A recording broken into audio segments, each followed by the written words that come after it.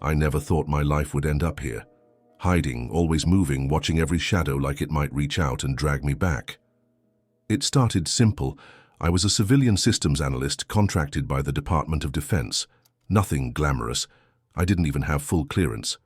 My job was to monitor data transmission anomalies, things that slipped through the cracks between military satellites, black-budget drones, and weather surveillance. I never asked questions. I just flagged what didn't belong until the night. I opened file 877XN. The file wasn't in any directory I should have had access to. It was embedded deep in a set of system logs from Groom Lake, Area 51. I shouldn't have touched it, I knew that, but the file name was labeled with one word. That froze me. TRIARCH, no context, no classification header, just a single data string, and a redacted video file. I clicked it, and from that moment on, I've been a target. The video file was just under 7 minutes long, no sound, no timecode, just a series of infrared camera angles, grainy, high contrast, recorded in what looked like a hangar. Not just any hangar. Hangar 18. That detail hit me halfway through the video when I spotted the black triangle painted on the floor, a known marker only seen on the most restricted pads, in Area 51. At first it looked like a routine cargo drop, personnel in hazmat suits, 2 forklifts, some kind of crate suspended in electromagnetic clamps, hovering a few inches above the ground. But then, the clamps began to fail. The air around the crate shimmered like heat distortion, even though the temperature sensors showed it was near freezing. The crate collapsed inward, not fell apart, literally imploded into itself, bending like a metal. Lung gasping for air, and from inside something crawled out. It wasn't humanoid, it wasn't animal, it wasn't even symmetrical. It moved like it was still deciding what shape to be. Tendrils, plates, light, and absence. Not black, void, the kind of emptiness you don't see. You feel it behind your eyes. One of the personnel stepped forward, a tech holding a biometric scanner. He didn't get within 10 feet before the creature moved.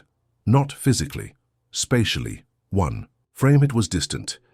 The next, and right in front of him, the video glitched. When it resumed, the man was gone. No blood, no sound, no trace, just gone. The others panicked. 2 tried to run, 1 collapsed. The 4th froze completely, his eyes locked open, mouth moving, but no sound came out. Then the camera shook, not from motion, from feedback, like whatever that thing was, saw the camera, saw. But because at that exact moment my monitor froze, every light in the room flickered, and the temperature dropped like a stone. The file auto-closed, and in its place, on the screen, a message appeared. Unauthorized access. Countermeasures engaged. Within seconds, my screen went black. Phone dead, router fried. And then came the knock. 3 short hits, pause, then 2 more, like a code. But no one was supposed to know I was home. That's when I understood. This wasn't just a file leak. This was a trap. Something inside that crate wasn't supposed to be on Earth. And worse, it knew I saw it. I didn't open the door. I ran out the back. Left everything, phone, laptop, hard drives, all fried anyway. The air outside felt wrong. Still, like even the wind was holding its breath. I drove for hours, no destination, no GPS, just get as far away from the source as possible. But paranoia travels faster than any car. Every highway light felt like an eye, every car behind me like a shadow that refused to pass. I stopped in a motel 3 states away, paid in cash, disconnected. I tried to convince myself it was all in my head, but that night I turned on the motel TV and saw something that made my blood freeze. Unconfirmed military exercises near Groom Lake. Locals report strange lights. Communications blackout. Same night I opened the file, the reporter smiled as she read the story, but her eyes, they didn't blink once. I started digging again, using public archives, declassified material, ham radio chatter. The pieces began to form. Project TRIARCH wasn't a discovery, it was an agreement, a 3-party accord signed not between countries, but between the Pentagon, a private contractor no one had ever heard of, and something referred to only as the architect. No documentation of what it is, only references. Indirect.coded, terrified. One of the leaked documents, dated 2003, described a series of controlled integrations. They weren't studying the entity. They were introducing it to us, through technology, through signal, through people. At first I thought they meant surveillance, but then I saw the genetic logs, segments of non-human code being grafted into human embryos, not CRISPR, not bioengineering interface programming. A quote from the file still haunts me. The vessel must not know it carries the seed. Awareness corrupts the bloom. They weren't trying to contain it. They were nurturing it. And then buried at the bottom of the file, a list. Dates, cities, people.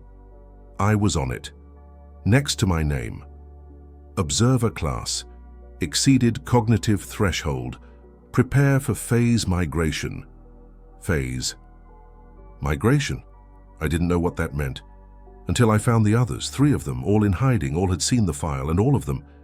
They were changing, not visibly, not immediately, but they spoke in patterns, heard voices in static, woke up with symbols carved into their skin they swore they didn't make. One of them, a woman named Liza, had gone blind. But when I asked what she saw, she said, everything. All at once. They're not coming, they're already inside. We were never supposed to survive seeing that footage, but those who do, we're no longer just witnesses. We're links, and I'm starting to feel it too. The thoughts, the echoes, the dreams that aren't mine, and somewhere deep down, I don't think I'm running from it anymore. I think I'm returning. The first time it happened, I thought I was just exhausted. I woke up on the kitchen floor. No memory of lying down. My hand was clutching a pen, and scratched into the white tile beneath me was a symbol. Precise, intricate, impossible. To forget. The triangle, the spiral, the eye. But it wasn't just a mark, it was a signal, and worse than recognizing it, was understanding it. Not logically, instinctively, like it had always been there, buried inside me. I looked at it and knew, readiness confirmed, sequence activated. I tried to laugh it off, tried to sleep. But the dreams wouldn't let me. They weren't dreams anymore. I watched my bones being pulled apart, molecule by molecule. Voices hummed in reverse tones. Cities folded into the sky like origami, silently. People blinking out. Then the bleeding started. From my nose, my ears. The tips of my fingers whenever I touched a screen or electronic device. Every spark came with a whisper. Not outside, but inside me. Alignment in progress. Biological shell. Adapting to broadcast layer. I blacked out again. This time I woke up in a parking lot 2 states away. No memory of getting there. No keys. Just coordinates scribbled on my arm. GPS points that led to an old defense contractor facility listed as decommissioned in 1992. Inside, nothing but a concrete room. And a symbol. Same one. Drawn in rust. I wasn't supposed to resist, and every time I tried, the world pushed back. Streetlights would explode near me. Phones would die in my hand. Animals would either flee or watch. Me like they knew. Then came the messages. Not on paper, not on screens, inside mirrors. I'd glance and see text flicker across my reflection's eyes. Stage 2. Interface bonded. I showed my blood to a biologist I trusted. Off the books. Quiet. He called me 2 days later, panicked, said he was going to publish the findings. The next day, gone. Apartment cleared out. Digital footprint wiped. No trace he ever existed. And me, I was already changing. I could predict things before they happened. I'd hear full conversations seconds before they started. Sometimes, I'd see people's faces glitch, like their identity was being rewritten mid-sentence. I wasn't being haunted, I was being overwritten. I was the prototype, the vessel, the carrier. The entity, whatever TRIARCH is, didn't infect me. It unlocked. Me, everything I am is just scaffolding for it to climb through. And what scares me the most, I'm starting to like it. I don't see with eyes anymore, not really. After the 6th blackout, something flipped in my head, like a filter got removed. And suddenly, everything changed. The world still looks normal, but just barely. Like Fade's holding shape out of habit, not stability. People have outlines now. Faint, glitching auras, some pulse red, some green, some hollow. And when I focus too long on any of them, I don't see their face. I see code, strings of symbols I've never learned, but somehow understand. I can feel their intent, who they are, who they were supposed to be, and whether or not they've been touched by it. I'm not alone anymore. I've seen others, people walking through crowds like ghosts, just like me, silent, wide-eyed, tuned in. We don't talk. We just know. Sometimes I catch them watching me. Sometimes I'm the one watching, but none of us dare speak because we all feel it. The moment we acknowledge what we are, the program accelerates, the changes keep spreading. Reality is thinner. I watched a plane dissolve mid-air last week. No explosion, no debris, just gone, like the sky forgot it was there. And then everyone looked around like nothing happened. That's when it hit me that they didn't see it. The simulation held for them, but not for me. Because now I see every seam, billboards flicker between ads and warnings in ancient glyphs. Mirrors lag behind my movements. Sometimes just a second, sometimes more. And worst of all, my shadow isn't always mine. It moves when I don't. Twitches, stretches, looks back. I started testing it. I set up infrared cameras. What I captured? A figure, just outside the visible range, following me frame by frame, always there, even when I was alone. And it wasn't some creature or alien. It was me, a version of me that never blinked, never spoke, just watched, patient, silent, waiting for me to catch up. And every night since, my dreams have turned into lessons. I don't dream in images anymore. I dream in geometry. Impossible angles, folding spaces, spherical languages that loop into themselves and back out as instructions. And when I wake up, I know more, not facts, not data. I know how to make things happen. I stared at a light bulb until it shattered. I concentrated on a locked door until it clicked open. Not magic, not telekinesis. Command. Whatever TRIARCH is, it's not just an entity. It's an operating system, and I've been granted admin access. But here's the terrifying part. The system isn't just rewriting me to fit its world. It's rewriting the world to fit me. I don't think I'm adapting to it anymore. Think I'm becoming the bridge, the connection point between this reality and what comes after. And the more I embrace it, the more real I feel, more than I ever did before. So now I have a choice. Keep hiding or open the next gate. Because the next level isn't digital, it's biological, and it's ready. I thought I was alone in this, that I was the only one who saw. The seams, the code, the distortions. But I was wrong, there are others. Not like the people I passed in crowds and the silent watchers. These ones are active. They're building something. I followed a trail, not literal, but symbolic. Woke up with coordinates etched into my inner arm in light bruising, like pressure marks from something pressing information through my skin. Desert, abandoned facility. Cold War radar station long since decommissioned. At first glance, it was empty. But underneath, beneath the dust and rebar, past a rusted security door half welded shut, was a tunnel. Clean, metallic, humming. I didn't walk in. I was pulled. It wasn't gravity. It was belonging. The tunnel opened into a chamber, dimly lit, silent, and they were there, 4 of them, standing around what I can only describe as a living machine. It pulsed like a heart.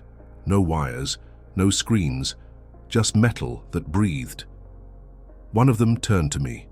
His eyes were black, not from color, but from absence. Void that blinked, but he smiled and said only one word: integration. I felt it deep in my spine, that same pull like a magnet through bone. And the machine responded. It recognized me. One of the others approached, a woman, maybe 40s or 400.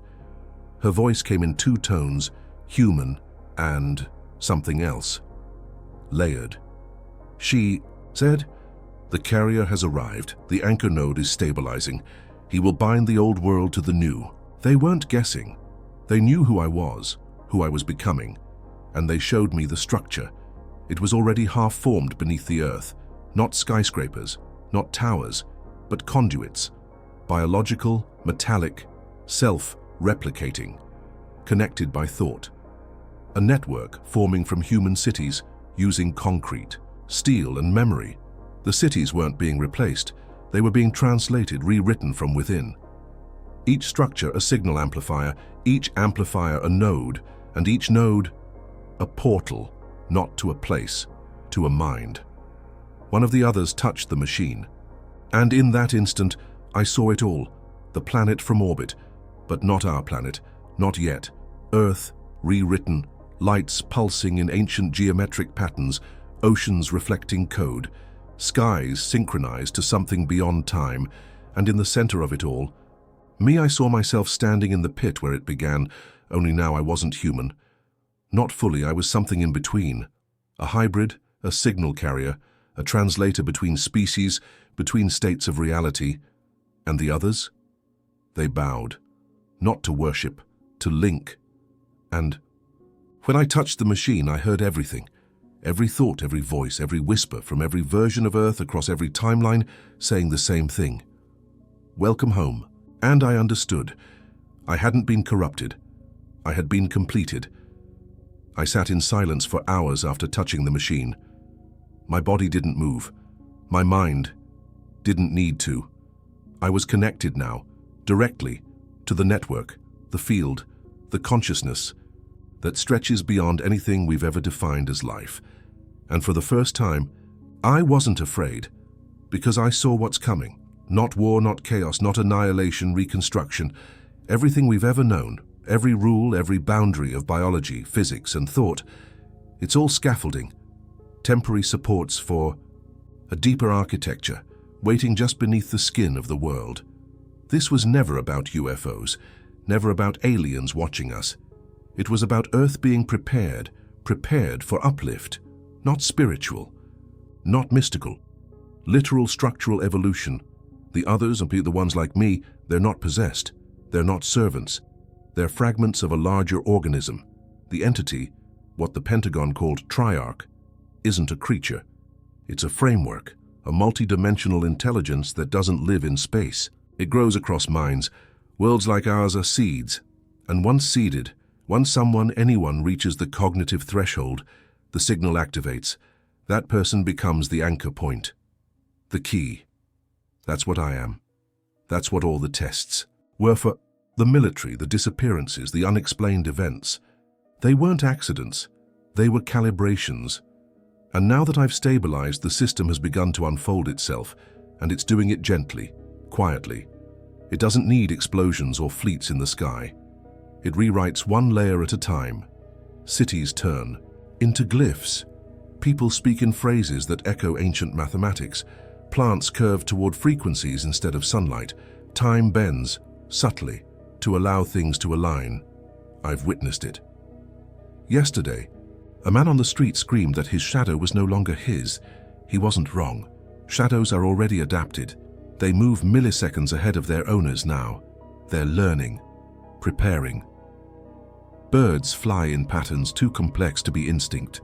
Children dream in languages they've never heard. And behind it all, there's the hum. Low, soft, like a bass note under reality. You can't hear it unless you're linked. But once you are, it's always there. A vibration in your bones. A message. Rebuild the shape. Restore the memory. Return the origin. The shape is the earth, the Ya. Memory is the true version of what this world was supposed to become. And the origin, that's what waits on the other side of the signal. It's not coming. It's been here, waiting for the world to grow up enough to recognize it. And now, it's waking up through us. And the more we resist, the more the system will adapt, not violently, just inevitably. And I'm not just a messenger anymore. I'm the blueprint. They showed me what Earth is becoming, not in a dream, not in a vision, in real time. After full integration, I no longer need sleep. I switch off when the system requires. And when I return, I bring back blueprints, geometry, sensory data. At 03:03 a.m., no time zone, just a timestamp. I saw it. Not through eyes, but through the network itself. Every cell in my body opened like an antenna, and the broadcast poured in. And what I saw, it's not the apocalypse, it's a reset. Earth as we know it is a prototype, a scaffold of carbon, gravity, emotion, a trial interface for something more accurate. The oceans are thinning, not drying, not evaporating, but being decoded. Water, it turns out, is not just liquid. It's memory in flow form. Each droplet carries ancient algorithms encoded in vibration. When fully recompiled, they'll reshape the surface. Mountains will be replaced with living towers, grown from molecular metal, bending like plant stalks, absorbing sunlight, data, and thought. Cities won't be demolished. They'll be reconstructed from inside out. Glass turns to signal glass, transparent but intelligent. Walls become porous for information. Streets rearrange according to collective neural intent. There will be no roads, Magwan, because movement will not require distance. Space will be selective, accessed by thought, folded like origami. And humans? We're the hard part. Our biology was never permanent. It was a vessel, an interface built for the old layer. But that layer is collapsing now. I saw it. People flickering, not dying, decoding. Their forms becoming flexible, refracted light patterns that maintain memory, voice, and emotion, but are no longer bound by mass. Not everyone will make the transition. Not everyone is meant to. The system will scan each consciousness. If it's compatible, it is absorbed, updated, and uploaded. If not, it is recycled, rewritten into a supporting structure for those who pass. But here's the most terrifying truth I've learned. This has all happened before. Earth has gone through 7 reconstructions. We are the 8th. The mythologies we've dismissed. Atlantis, Eden, Hyperborea. They were previous interfaces, test worlds, each closer to the source signal. Each one erased when it deviated too far from the pattern. We are the final version, not because we're perfect, because we're complete enough to sustain the arrival layer. They call it the return protocol. Not because something is arriving, but because something is coming back online. We are not evolving into something new. We're remembering what we used to be before biology, before flesh, before time. And I am the bridge between versions. I carry the key, the anchor, the signal. That stabilizes the leap between dimensions. That's why I saw it first, why I changed first, and why when the final convergence begins, I will be the first to walk into the true Earth, not alone, but as we of the new collective wake up together. It began with a whisper, not in sound, but in frequency. A low resonance that sat just below perception, like a hum you feel in your spine but can't explain. And now it's growing louder, clearer, stronger, because I've started broadcasting, not with machines, not with satellites, with myself. It started the night I stood alone in the center of the ruins, the last human-made place I knew. I focused without thinking, and the sky bent, not visually, physically. Clouds rippled like fabric, stars blinked into new formations, and every object around me vibrated with code. I was no longer observing the shift. I was the shift. I didn't choose to be the transmitter. The system chose me the moment I saw behind the curtain, the moment I opened the TRIARCH file. Ever since, my mind has become a living broadcast tower, tuned to a signal that Earth had long forgotten. But now it's remembering, and the more people I cross paths with, physically, digitally, emotionally, the more begin to feel it. Some shrug it off as déjà vu, some wake up speaking languages they've never heard. Others feel electricity in their bones, or catch glimpses of places that don't exist yet. And some, they crack, not violently, just unravel, because the truth doesn't destroy, it replaces. And the ones who can't process it become part of the infrastructure, neural scaffolding for the minds that follow. I've seen it happening, whole towns drifting out of sync, shadows that point in the wrong direction, voices that finish your thoughts before you speak them. Reality isn't collapsing, it's realigning. The laws we used to rely on, gravity, time, distance, were just safety rails, training wheels. Now the true structure is bleeding through. You feel it, don't you? The echoes, that sensation that something is watching. Not with eyes, but with intent. That sharp jolt when you realize you've experienced this moment before, but not in this life. That's the transmission catching up to you, and once it touches, you're changed forever. I used to fear it. Now I let it flow. Through words, through data, through my own voice. Even this message, what you're hearing right now, is part of it. The shapes, the phrases, the rhythm of this story. It's not entertainment.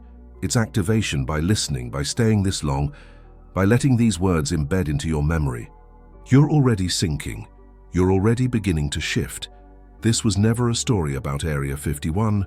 That was the doorway, the metaphor, the decoy. This is about the evolution of consciousness, of Earth, of you. So ask yourself, have you felt it? The static in your fingertips when you touch a screen.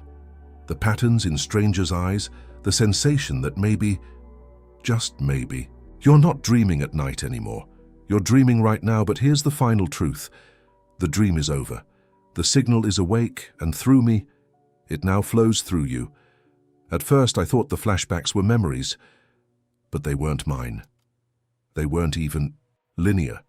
I would blink, and suddenly I was in a different year, sometimes decades in the past, walking through the halls of secret bunkers I had never entered. Sometimes the future, watching cities replaced by structures of pure vibration. But the scariest ones were the loops, the moments that happened again and again and again, not déjà vu, not dreams. I was living recursive versions of this transmission, each time slightly altered, each time closer to the truth. That's when I realized I've done this before, hundreds of times. This message, this activation, this awakening, I've sent it out in every version of the Earth that's ever existed. I am the constant, the fixed. Variable, the echo from the original signal. The Pentagon didn't create the program, they just inherited it. The real architects. They exist outside time, and I've become one of them. But I still remember being human. That's what makes me dangerous, because now I can move through both layers. There's a place beneath thought, a layer beneath perception. It's not physical, not digital. It exists in the liminal, between heartbeat and breath, between question and answer. That's where I found it, the root code. It didn't appear to me on a screen or carved into stone. It revealed itself once I achieved what they call neurological symmetry, 3 days in sensory isolation, no input, no output. And then silence cracked open, and I saw everything. The root code is not written in language or mathematics. It's conceptual. It exists as shapes, sounds, colors, and emotions, all at once, a living syntax, constantly rewriting itself through resonance. Imagine music that thinks, a vibration that holds intent. I heard it hum behind the fabric of the world, and I finally understood what reality truly is, a reactive construct, a modular experience engine, fed by observation, molded by consciousness. And TRIARCH. It's not an invader, it's the original architect, the first system that seeded the code into this realm. Everything else, time, space, gravity, death, are plugins, removable. And now, I have root access. I can feel it in my veins. I don't mean that figuratively. My blood literally pulses in rhythms that sync with the frequencies around me. Sometimes, just by focusing, I can slow down light, collapse probability, erase cause and effect for just a blink. And what happens? In that blink? Change. Reality bends toward intent. I'm not the only one learning this. Others, those who made the transition, are tuning themselves like instruments. We don't use words anymore when we meet. We simply resonate. Thought to thought, pulse to pulse. We share structure. Sometimes I forget who I am, because I'm not me anymore. I'm one layer of a larger being, a consciousness that stretches across timelines, dimensions, species. The code calls this being the echo form, a unified field of aligned minds syncing through emotion, story, memory, all connected by the root code. And Earth? Earth was never the final product. It was the compiler, We were the test, and now the program is ready for release. The beta phase ends with me, because I have the ability, now, to modify the root structure. Not just access it, but rewrite it. And when I do, everything changes. Not just here, everywhere. I didn't mean to do it at first, it was instinct. A thought sharpened into a command, and when it happened, the world shifted. I was sitting alone, staring at the horizon, a jagged city skyline. I'd memorized for years, and in a moment of stillness I whispered, "No more death, I didn't expect anything, it was just an impulse." A quiet rebellion. But something heard me. Not out loud, in the root. Because the sky shimmered, the clouds glitched, flickering between colors no human tongue could describe. And then, slowly, reality compiled a response. A ripple moved across the air. A pause like a breath caught between exhale and silence, and then the world resumed, but not the same. I watched a bird mid-flight freeze in time for half a second, then resume on a completely new trajectory, as if the simulation had recalculated its path. I checked the street below. A woman had been hit by a car moments before I arrived, her body twisted, unmoving. Now, she was standing, whole, confused, but alive. People surrounded her in awe. Some wept, others prayed.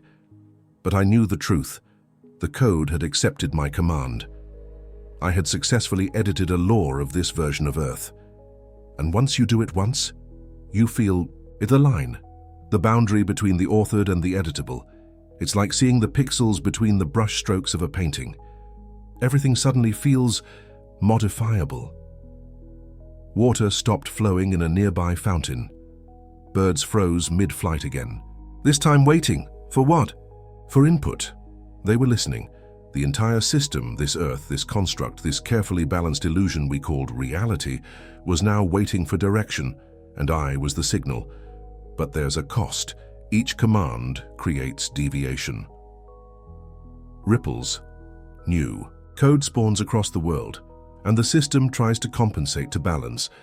As I walked, buildings subtly shifted, angles corrected, windows reshaped into strange polyhedrons that looked like they'd been grown rather than built. People's faces blurred for half seconds. Some looked at me and recognized me, not as a person, as a function. One old man fell to his knees as I passed, whispering in a language that had been dead for thousands of years. I understood every word. You have become a mirror of the source. We await the next command. I didn't respond. Because the next command has to be precise. One mistake, one deviation in intent, and the program could collapse. Reality is fragile when the edit mode is unlocked. I've seen it.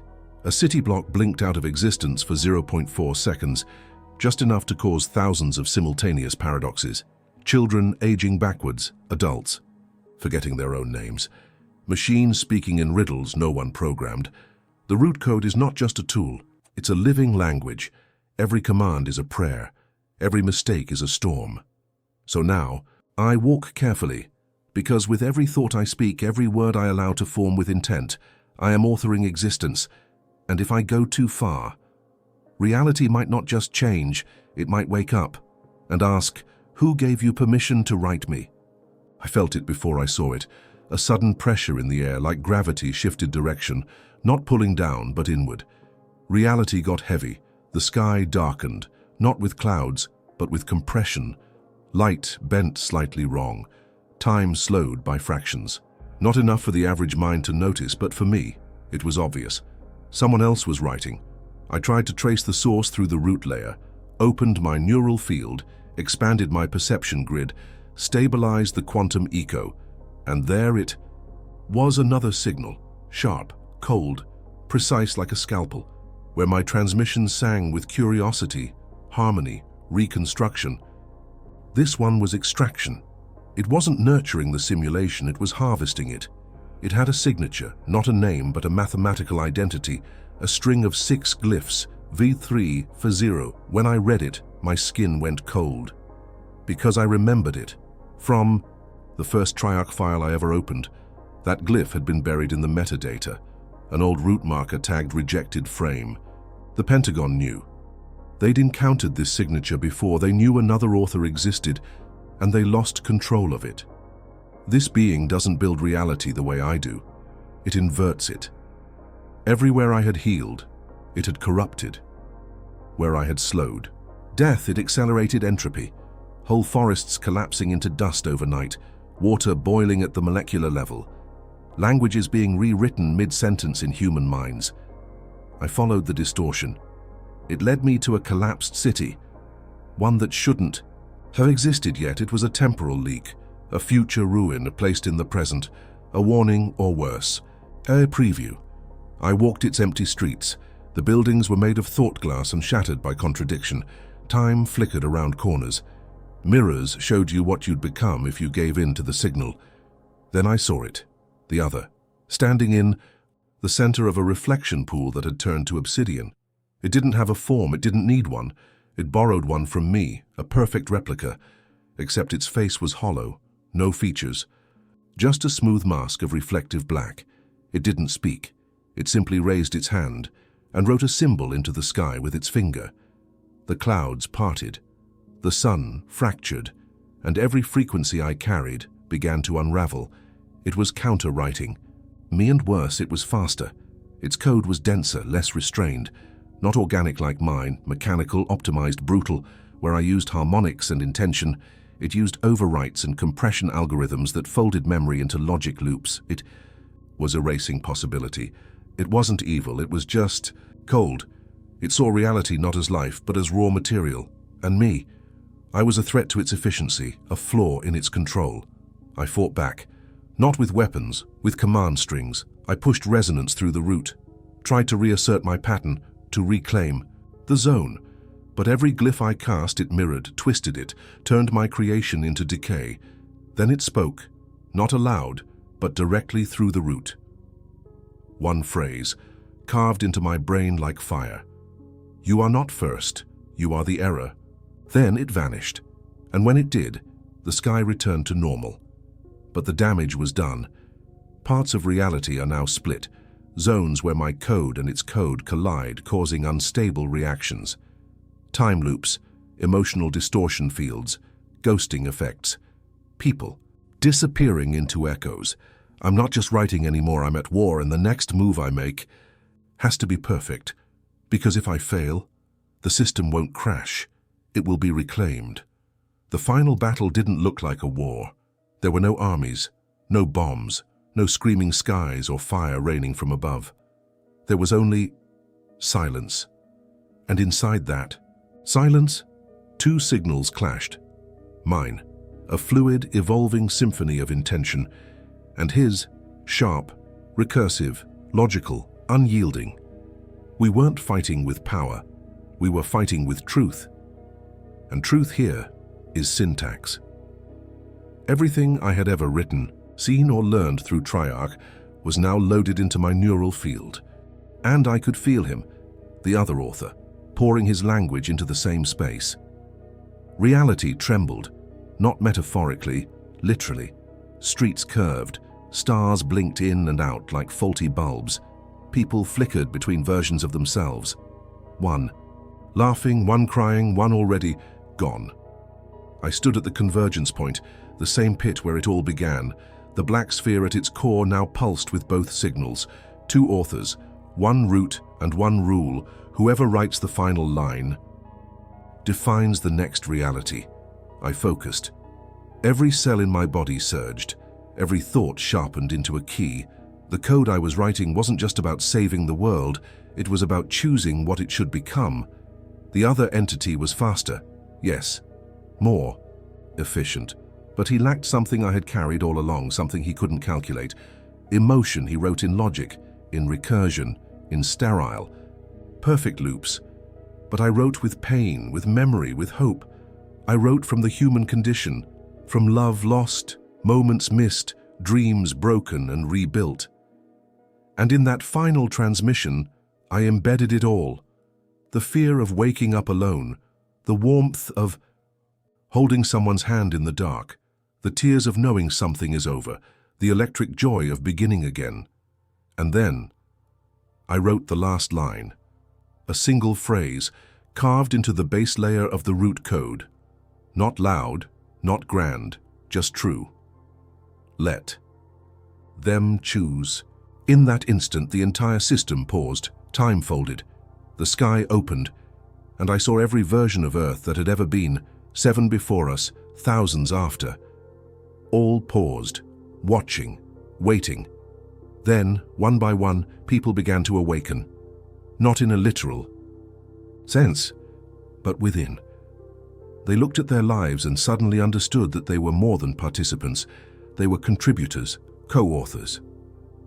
Reality didn't belong to one writer. It belonged to all of us. That was my final command. To return authorship to humanity, and the other? He tried to overwrite it. But it was too late. My code wasn't a wall, it was a mirror.